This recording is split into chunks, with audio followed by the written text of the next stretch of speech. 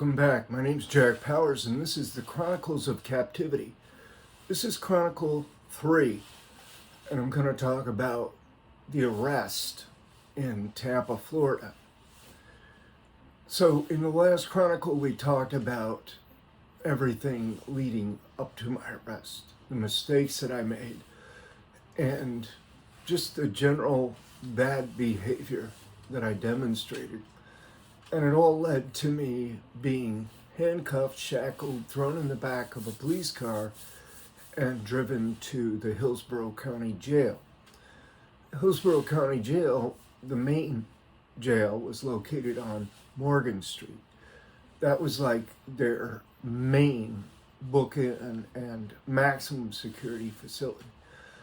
They had two other facilities. One was a medium and one was a minimum facility. So, it's hard to describe the feeling when you're handcuffed and shackled, when you're in the back of a police car, when you're headed to the jail. You're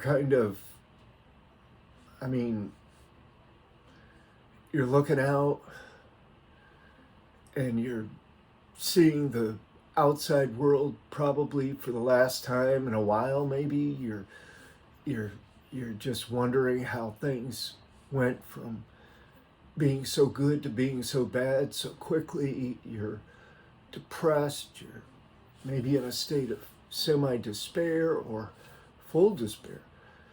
It's not a good feeling. It's almost like getting kicked in the gut about 100 times over. And then the police car, it pulls into the garage. This door opens and it pulls into this security type garage. The door goes down, clunks down, and it's all like this silence in there, and the doors open, and the deputies or police get out and they open your door and you get out and there's the door. You're going into the jail now. So I went into the Hillsborough County Jail. There was a long line of people. There was a long line down this rampway. And at the head of it, up at the top, there was a window, a guy sitting behind a window, like a safety glass type thing. And he was taking everybody's shoelaces, their wallets, their money, their jewelry, anything that they had in their pockets, and their shoelaces, so they couldn't hang themselves. So, I got up there, and most of the guys that were in that line, I noticed, were beat up. Some of them were pretty seriously banged up. One guy had a brace or cast on his arm. It was brand new, probably from the hospital. Other guys had black eyes and noses. Some of them had, dried blood on their faces. And, it wasn't a good look at all. I was dressed fairly nice, and I just conducted myself as calm and cool as I could. I went up, I gave him everything. He put it in a big envelope and tied the little thing shut. Went through another door, and that one clanged shut, banged shut. And then I was in the central booking, the big room. And just a lot of people doing a lot of different things. Just everybody, it's a process. So they want a lot of information from you, more than really what they have a right to know. They also take your fingerprints and, of course, photographs.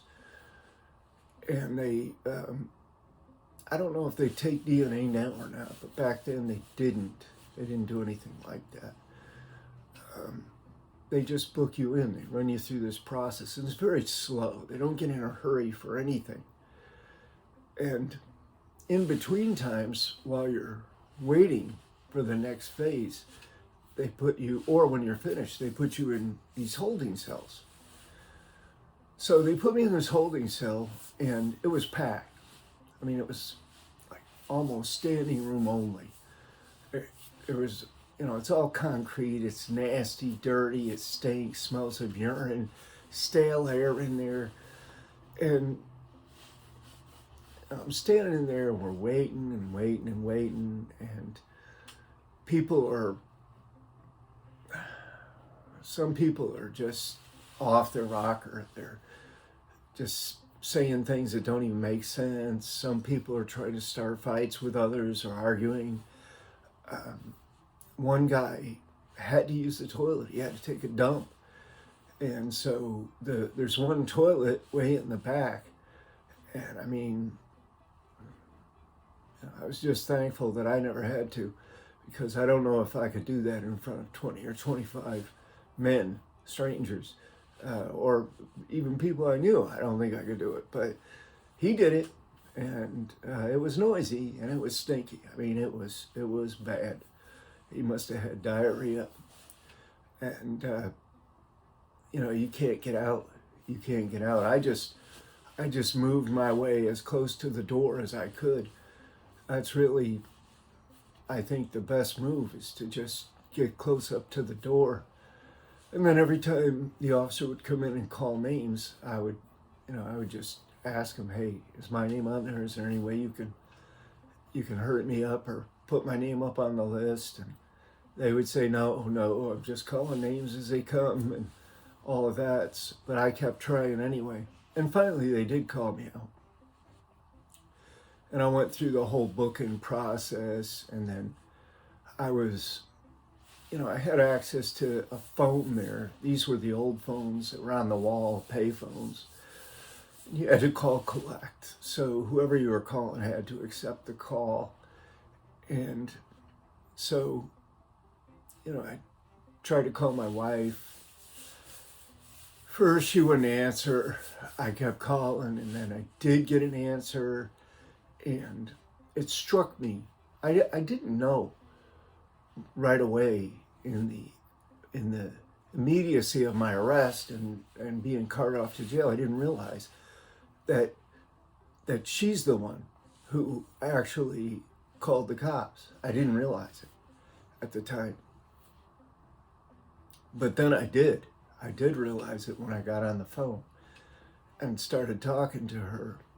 And I said, "You did this? You did this?" And she was crying and everything. And so that's the way that went. I mean, it wasn't very nice. It wasn't very comfortable, but that's what happened. I went back in the holding cell. Nothing accomplished on the phone. I didn't have any bail or anything like that. Hadn't even been charged.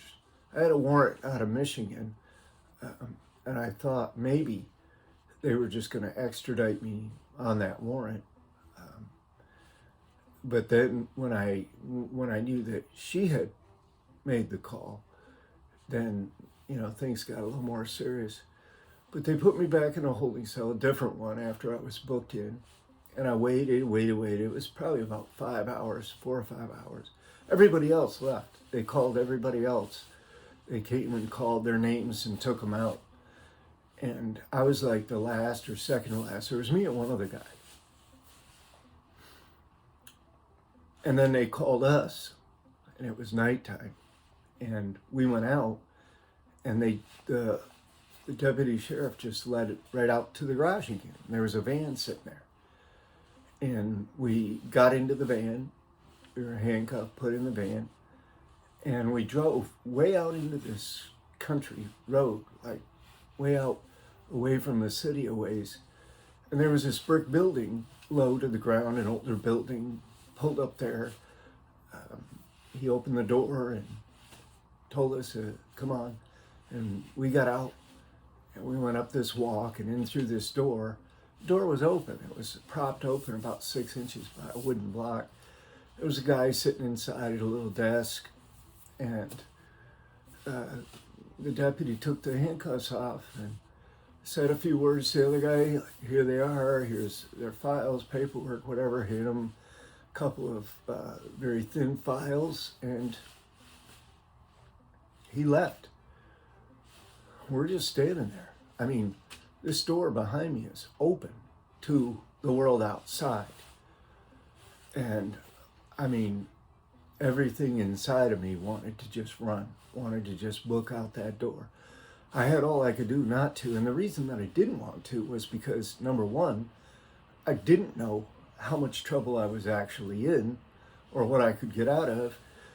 And I didn't want to incur more charges. Number two, it could have, in my mind, it could have just been some kind of a setup where they knew that, I'd take off and run.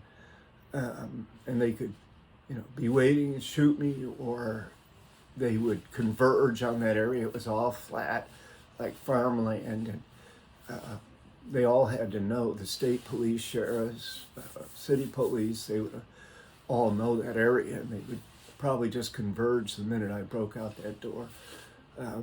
There'd be a call made, and I didn't know if I could actually get away from there. So I waited, because this was a minimum security facility. I mean, it wasn't like windows where you could open them and crawl out.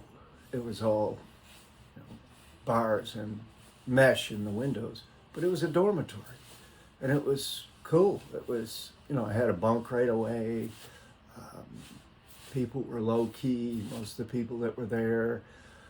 The food, we got to eat, we got to walk around, got to use a private stall in a bathroom. And, the guy called us up and had us go through paperwork again at the desk and everything like that. And I'm thinking, wow, this is cool. This is great. I'm going to I'll just be here, and I'll find a way out of here where I can get out without them readily knowing about it. And I'll just book. This is easy. This is nothing. This is cool. I felt like something really good had happened. My hopes had swelled. So I went to bed that night. I was feeling really good. I was sleeping on a top bunk. The dorms are just one bunk on top of another, and there's quite a few of them in an area right there. I just went to sleep. And I was sleeping really good. I'm telling you, I was sleeping really good. I was exhausted emotionally, physically, everything. Just exhausted, wanted to sleep. And the deputy came, I guess, like maybe 3:30 in the morning, and woke me up and said, come with me. So I got up, put on my clothes and followed him. And he stopped me, put me in handcuffs, and put shackles on my legs. And we went out by that open door, and there's a deputy waiting for me, not the same one who brought me, but a different one. And so they take me out, and he tells me, yeah, we made a mistake about your cussy level. So they put me in this other van, like a box van, with the back doors. There's two of them that lock, one of them with a padlock. I mean, you feel like, probably a dog would being caught by a dog catcher or something. But it's worse because you're in chains and everything's steel back there. There's no seat belts or anything. You bounce around. Very uncomfortable ride for sure. Very hard ride back there. So we go to this other jail, the medium security jail, which is, it's not in downtown Tampa, but it's in Tampa. It's close to the downtown, close to the courthouse. So, it's like real early morning. So I have to go in there. I have to go through the booking process. And it was really, I had to strip off my clothes. And they gave me this little cup of powder, like to pour over myself. I guess it was to kill lice or something. And I just dumped it down the drain. had to shower. I got these old boxers and old clothes, old jail clothes that had been worn a million times. And I was sent off to another dorm. Well, it was all dorms. It was an old place. And walking down the central hallway there, you had dorms on each side. And you could look right in.